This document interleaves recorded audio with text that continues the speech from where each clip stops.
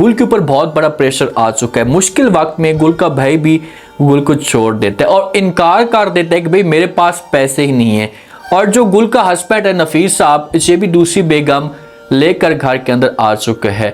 अब गुल क्या करेगी? अगर अहमर के साथ मजीद राब्ता करती है, अब इसका जो भाई है अक्ल का इतना अंधा है, इसका दिमाग तक काम नहीं करता कि आप इसे इनकार कर चुके हैं पैसे देने से और हेल्प भी नहीं करना चाहते, तो गुल मजबूरी में अहमर के साथ ही राब्ता करेगी ना। इसके अलावा इसके पास कोई और ऑप्शन बचे नहीं है। क्या हो सकता है नेक्स्ट आने वाले साथ में क्या इंटरेस्टिंग ट्विस्ट पैदा होंगे इस ड्रामे के अंदर। जब अहमर और गुल की मजीद मुलाकातें होंगी तो क्या नफीस साहब ये सब कुछ बर्दाश्त कर पाएगा? नफीस ने तो गुल को साफ अल्फाज में इनकार कर दिया। इससे कह दी कि भाई आप ये सोच कर बैठी हुई थी कि भाई मैं मजबूर हो जाऊंगा और आकर आपकी मिन्नतें तरले करूंगा, आपके आगे हाथ फैलाऊंगा और मिन्नतें करूंगा, माफ़ी मांगूंगा, तो इस तरह से जो वो आप मेरे साथ वापस आने के लिए तैयार हो जाएंगी। लेकिन ये आपका ख्वाब था, अब मैं कभी भी आपके पास नहीं आऊँगा और ऐसी गेम डालूंगा कि आप मजबूर हो जाएंगी और सारी ज़िंदगी आपको वहाँ पर बैठना होगा। तो ये बातें जब गुल सुनती है तो गुल बड़ी परेशान हो जाती है। गुल के दिमाग के अंदर कोई भी ऐसी नेगेटिव बातें नहीं होती, लेकिन वो ये समझना चाहती है, ये सोच कर बैठी हुई कि यार मेरी जो ज़िंदगी आगे की ये सुकून के साथ गुजरे, किसी के साथ भी गुजरे। गुल को ये एतराज़ नहीं है।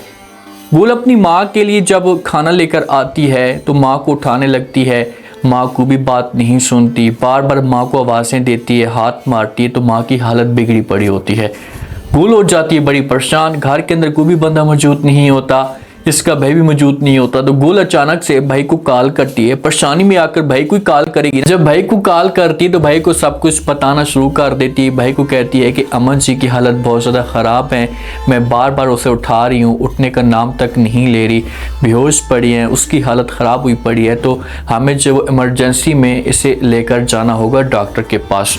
तो आगे से जो नुमान भाई होता है वो इनकार कर देता है। वो गुल को कहता है कि भाई अच्छे डॉक्टर को दिखाने के लिए मेरे पास पैसे ही नहीं है, एक फूटी कौड़ी तक नहीं है। तो ये बात जब गुल सुनेगी तो नुमान को बोलेगी आप किसी से उधार ले लें, किसी से मांग कर आ जाएं। इस वक्त माँ की हालत ख़राब है तो कुछ ना कुछ तो करना होगा ना। अगर माँ को हम डॉक्टर के पास लेकर ना गए तो माँ की हालत मज़ीद बिगड़ सकती है और ये जान से भी जा सकती है। आप ऐ तो सही।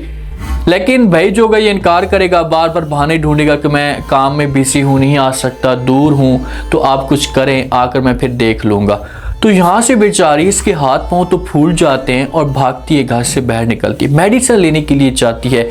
अब इसके पास थोड़े बहुत पैसे हो सकते हैं, ये उधार में मेडिसिन लेने के लिए जाती है। जब बाहर निकलती है, रोड पे भाग रही होती है, तो अहमर इतने में निकलता है और गुल को देख लेता है।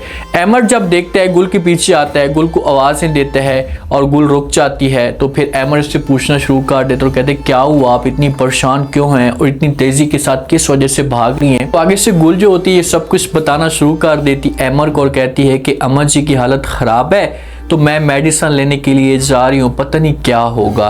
माँ की मुझे समझ तक नहीं आ रही कि उसके साथ इस वक्त कौन होगा और वो बेचारी अकेली पड़ी है। तो यहाँ पर अहमर जो होगा से गुल को हौसला देगा, समझाने की कोशिश करेगा और कहेगा कि आपको परेशान होने की कोई भी जरूरत नहीं है, आप परेशान ना हो, मैं कुछ करता हूँ, आप ऐसा करें कि मेरे साथ बैठ जाएं, हम ऐसा करते कि मेडिसिन भी लेकर आ जाते हैं और आंटी को जो है वो डॉक्टर के पास भी लेकर चले जाएंगे।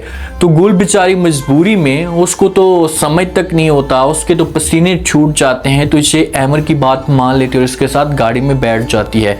और अहमर की सोच भी नेगेटिव तो नहीं है। जब ये गाड़ी के अंदर बैठेंगे, मेडिसिन भी लेकर आएंगे, माँ की हालत बेहतर भी हो जाएगी, लेकिन उसके बाद नुमान को और नुमान की बेगम को जो गुल की भाग भी है, इनको बहाना मिल जाएगा और ये फिर गुल के ऊपर जो वो इल्ज़ाम लगाना शुरू कर देंगे कि भाई आप खुद जानबूझकर अहमर के साथ राब्ता करती हैं ताकि अहमर मेरे घर में है और आपकी दोबारा से उसके साथ दाल पकना शुरू हो जाए, तो ऐसा कभी भी नहीं होगा।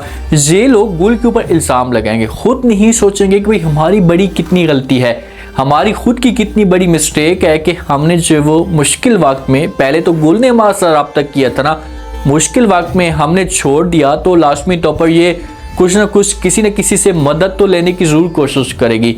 जो नौशी होती है, नौशी के पास अमर की माँ आ सकती है, नौशी की खुद माँ होगी, ये आकर बात करेगी, समझाने की कोशिश करेगी और कहेगी कि ये किस्मत की बातें हैं, बड़े लोगों में भी अक्सर ये चीज़ें होती रहती हैं, आप प्लीज़ तो अपने आप को एडजस्ट करने की कोशिश करें। मैं आपको यकीन के साथ कहती हूँ कि अमर जो है आपके साथ ज़रूर शादी करेगा। जो आपका एक सपना है, यह सूत में जब वो पूरा होगा, आप परेशान ना हो। तो आगे से जो नौशी होगी इससे इनकार कर देगी, ये बोलेगी कि चाहे जो कुछ भी हो जाए, मुझे ये नाकामी की वजह से सब कुछ होता है और मेरे माथे के ऊपर ये नाकामी लिखी गई है, बस चाहे जो कुछ भी हो जाए, मैं ये सब कुछ आपकी बातें नहीं मान सकती, आप मुझे दिलासा दे रही हैं। तो ये इनकार कर देगी। नौशी ये समझती है कि भाई जल्दी से अमर मेरे साथ शादी कर ले ताकि मामला जो वो क्लियर हो जाए, लेकिन यहाँ पर अमर जो होता है नौशी को इनकार कर देता है। अमर ठीक करता है, इसे कहते हैं कि भाई कल को ऐसा ना हो कि भाई यार आप मेरी उम्मीद लगा कर बैठें, मेरे आशे पे बैठी रहें और मैं आपके साथ शादी ना करूं तो आपको उस वक्त बहुत दुख होगा। तो इससे बेहतर यह है कि आप अभी से जो सब कुछ चेंज कर लें, अपनी सोच को तब्दील कर लें ताकि आपको कल को ये दिन ना देखना पड़े। तो अमर तो ठीक करता है, लेकिन नौशी गलत समझती है। नौशी ये समझती है कि बस अमर मेरा है और मेरे अलावा किसी और का नहीं हो सकता। नफीस साहब है ना, नफीस साहब ने अब अपना काम कर दिखाया। इसे दूसरी शादी कर लेते हैं, बेगम को अपने घर में लेकर आते हैं। वहाँ पर नफीस का भाई भी मौजूद होता है, अम्मा जी भी मौजूद होती है और साथ में जो वो भाभी भी मौजूद होती है। नफीस साहब अपनी बेगम को लेकर आता है, खाने की टेबल पे जमा होते हैं तो साथ में अम्मा जी बैठी होती है। नफीस साहब अपनी माँ को कहते हैं, अम्मा जी आप ये देख लें, इसे आपकी दूसरी बहू है, नफीस की बेगम है। जब माँ ये बात सुनेगी, माँ की तो सोच घटी है, माँ बड़ी तेज है, लेकिन यहाँ पर नफीस को समझाने की कोशिश करेगी कि यार आपको ऐसा नहीं करना चाहिए था, आपको जज्बात में आकर इस तरह के फैसले नहीं करने चाहिए थे। इस बात का आपको अंदाज़ा है कि आपकी जो वो बहन का भी घर बर्बाद हो सकता है। मैंने आपको कहा भी था कि आपने थोड़ा सा वेट करना है, जब हर चीज़ हमारे कंट्रोल में आ जाएगी तो उसके बाद भले आप शादी कर लेना, लेकिन आपने जज्बात में सब कुछ किया है।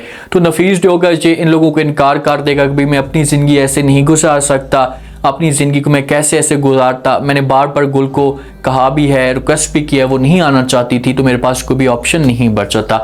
जो नफीस की भाभी होती है ना, ये कॉल करती है फिर गुल को खुशखबरी सुना देती है। गुल अब अपनी माँ के साथ बैठी होती है, माँ की केयर कर रही होती है, क्योंकि माँ की जो हालत होती है थोड़ी बहुत स्टेबल हो जाती है। तो बात करती है, इससे कहती है कि देखो मैं आपको बहुत बड़ी खुशखबरी सुनाना चाहती हूँ। तो आगे से जब ये बातें सुनेगी गुल तो फ़ौरन बोलेगी कि जी बोलें। तो भाभी नफीस की कहेगी कि भाई नफीस ने जो वो दूसरी शादी कर ली है और आपके ऊपर आप दूसरी आकर इसने बिठा दी है। तो ये बातें जब गुल सुनेगी तो गुल बड़ी शॉक्ड हो जाएगी। अब इसके ऊपर इतनी परेशानी है बेचारी के ऊपर कि इसे समझ तक नहीं आती। जहां पर भाभी इसके ऊपर तंज भी करेगी। अब ये सारा का सारा खानदान गुल को कमज़ोर करना चाहता था, ये गुल को दबाना चाहता था, लेकिन इस मामले पे जैसे ही नुमान की जो बेगम है उसे इस बात का पता चलेगा तो ये शोर मचाना शुरू कर देगी, अपनी अम्मा के ऊपर जो वो तंज करेगी कि भाई इतनी बड़ी बात है, आपको ये सब कुछ नहीं करना चाहिए था, मेरे साथ शेयर करती, उसके बाद मैं आपको बताती, अब इस तरह से तो मेरा घर भी बर्बाद हो सकता है।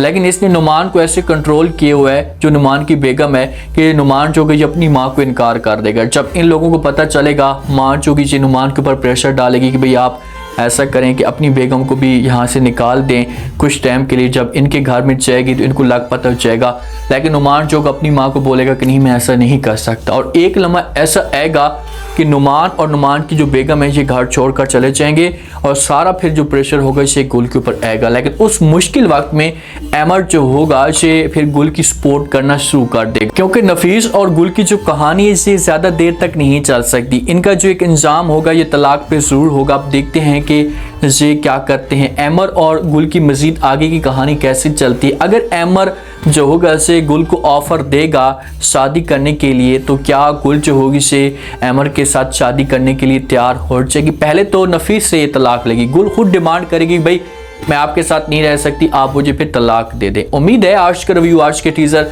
आप लोगों को पसंद आया होगा। आपने कमेंट सेक्शन में लास्ट में बताना आपको क्या लगता है, क्या नेक्स्ट आने वाले के साथ में जब वो गुल ने जिस हिसाब से सब कुछ सुना है तो उसके बाद गुल के पास ऑप्शन क्या होगा। क्या ये दोबारा उस घर में चली जाएगी जिससे नफीस से तलाक की डिमांड करेगी। अगर तलाक की डिमांड करती तो क्या नफीस इसे तलाक देने के लिए तैयार हो जाएगा। लास्ट में फीडबैक।